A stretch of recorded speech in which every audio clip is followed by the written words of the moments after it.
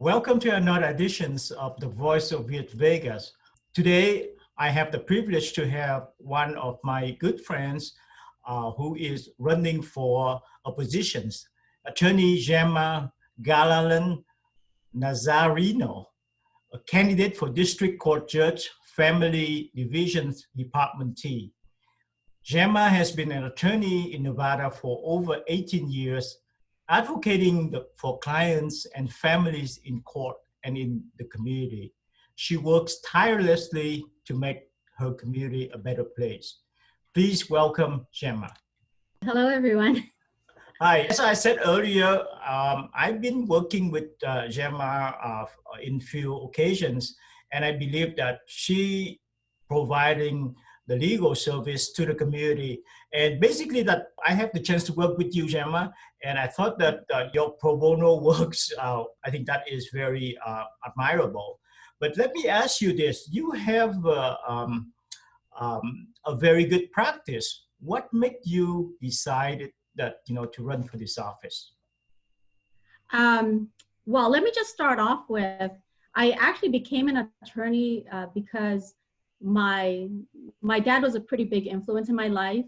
Growing up, he thought attorneys and judges and anyone with a professional degree with an education, he held in high regard. So since before I finished high school, I actually decided that that was going to be my path, the legal path.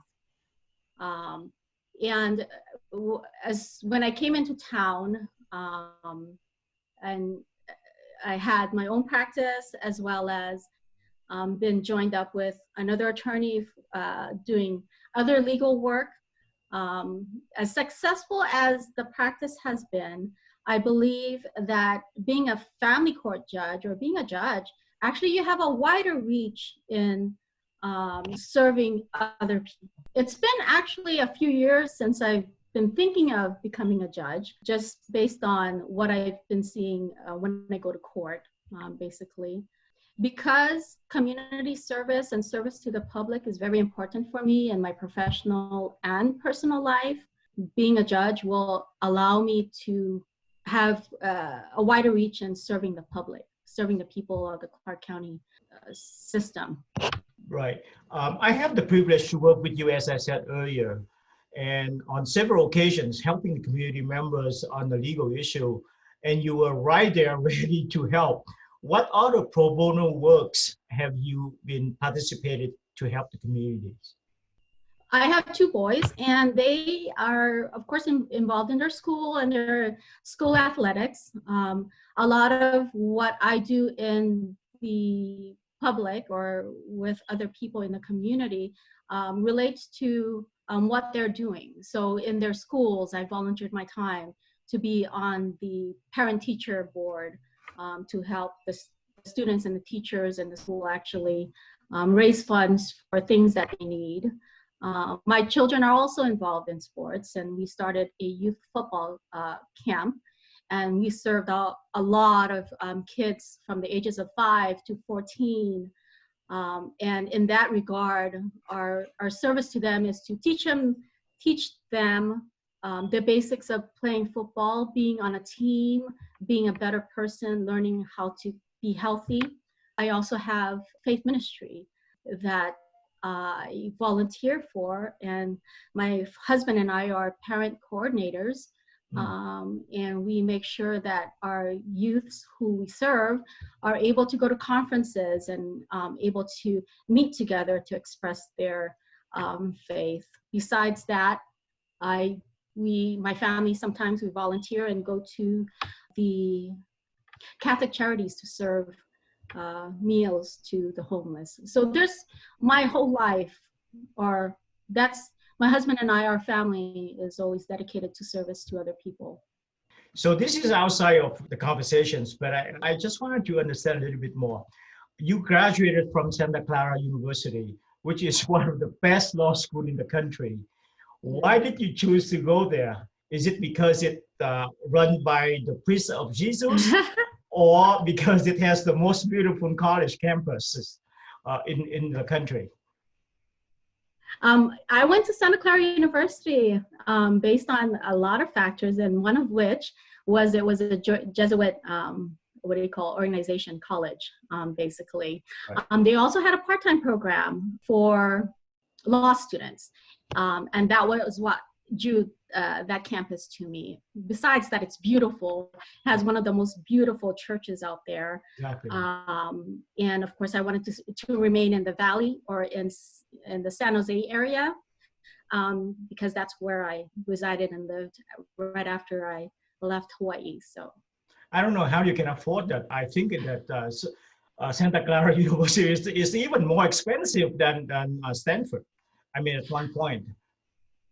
you know what? Back then, I don't know whether that was the case. Sorry, I lost you. Back then, I don't know whether that was the case. We are still all paying our student loans that we need to attend those types of colleges, which meets your personal goals. And I get newsletters all the time from the school. It's wonderful to hear what's going on that campus. So you are on the campaign trail right now. And what do you want to communicate to the audience or to the voters? Why should they vote it for you? Anything that particularly that you feel that you can bring it to the bench? Sure. I believe I'm the best candidate for the job. By nature, I'm pretty impartial about things. I'm very patient, and I'm fairly honest and have a lot of integrity. When people run for positions and when you are about to vote for them, you always want to take a look at what their records are, what people say about them. I believe that I would be a great addition to the bench of judges that are already sitting on the bench. I want to be able to work with them and get a better place for litigants or even pro pers specifically when they come into the courtroom. I've dealt with quite a lot of clients that are not able to pay their legal fees, and I've helped represent them. So I believe that would be an asset to sitting on the bench, is understanding where they're coming from and making sure that they're heard, and that their stories are told, and they're treated fairly when they come into the courtroom. I know your integrity because as I said, as we mentioned earlier, that I've been working with you on several occasions, and I know that you have the incredible integrity. But let me ask you this question. It's a little bit sensitive, though. People have emotions, right? And most of the time, they bring that emotion into their work and make a decision based on how they feel. As a judge, how do you isolate your feelings to not interfere with your decision on the bench, especially in the family court that has a lot of emotions involved? That's a very good question. I mean, I'm pretty empathetic with my clients when I represent them, but as a judge, you do have to remain impartial. Before they come into the courtroom, you already have a bit of a story from them, who they are, by the documents that they file. So when you do have to allow them that opportunity to state their feelings, right. but be able to control the courtroom so that it doesn't become so long, that the hearing doesn't become so long. Besides being patient, I'm pretty objective about things. Even if I'm empathetic to your position, I still have the ability to remain objective about who I'm talking to, and what their needs are, and what their impulses or their motivations are for coming into the courtroom. I have a fairly good gut good feeling about knowing people when I speak with them. Right, and then this is related to that. Most domestic violence, women are most likely the oppression's person. However, it may not be in all case. A majority of the time, the woman is probably the victims of a domestic violence, but not on every cases though. Sometimes woman is more aggressive than a man in certain situations. But how do you, as a female judge, how do you judge the case if it is a domestic violence? What we judges would have to take a look at, obviously, whether they're male or female, and you're truly right. Majority of them are females that are seeking or are claiming domestic violence in their relationship, and that's not a something to wash over. Right, right. And I'm sure that in practicing for the last 18, 19 years, you have probably quite a few people that would vow for you. But in your case, how would you like to mobilize the community, especially the Asian community, go into the voting booth and vote it for you? I believe word of mouth is the best way to get to know a person. What I would need and what I've been telling friends and family, if they believe in what I've done and if they appreciate what we do as a person or a family, is to tell other people, whether they're Asian or not, other people that I might not have contact with. It's more, I guess you would call it like a grassroots, where you're telling people, 5, 10 other people about this person, about this candidate. That I believe would be very effective, rather than having someone sitting there judging you based on your name, based on name recognition. It's being the referral or being referred to by other people, saying, hey, this person is a better candidate for this position. Okay. So how would they be able to get in touch with you if they want to make donations or if they want to learn more about you? Where do they go? Our campaign slogan is Gem for Judge. All right. I do have a website, gemforjudge.com. I'm also on Facebook. So it's Gem for Judge if you Google it on Facebook.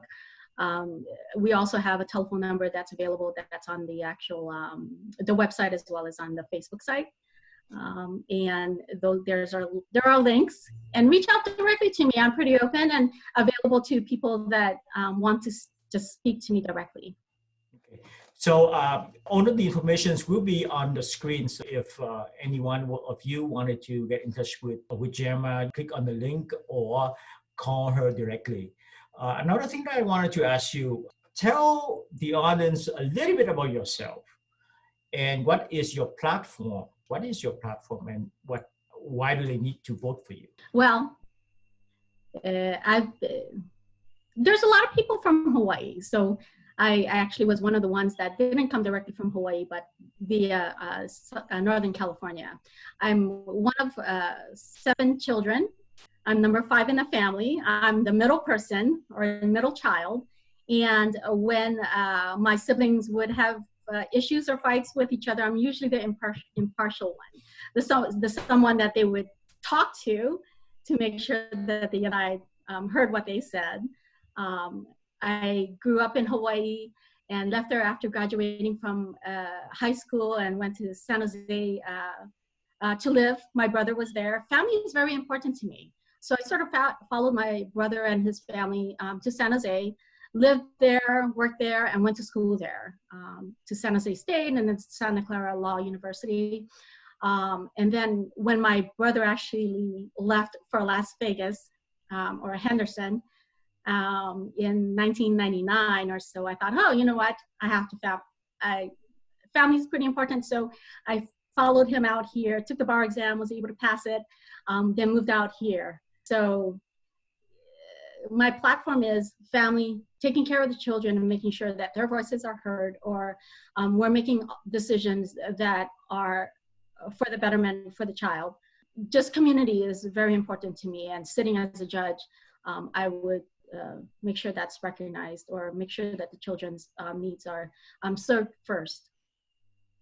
Right. Well, under this very challenging time at the moment that we are in, the normal probably would not be the normal like we used to enjoy, right? So thinking about voting by mail or voting by the internet, there is a lot of concern regarding the fraud. Do you have any concern about that? I believe if there's going to be fraud, there's going to be fraud whether you're voting in the polls or voting by mail or the internet. I have not heard the possibility of voting by internet, but I know that the ballots are being mailed out to people, and that they are able to just mail, the voters are able to mail their ballots back in, or drop them off at the sites. There should be criteria that the election department hopefully would have thought of as to what possibly could happen in a fraudulent situation.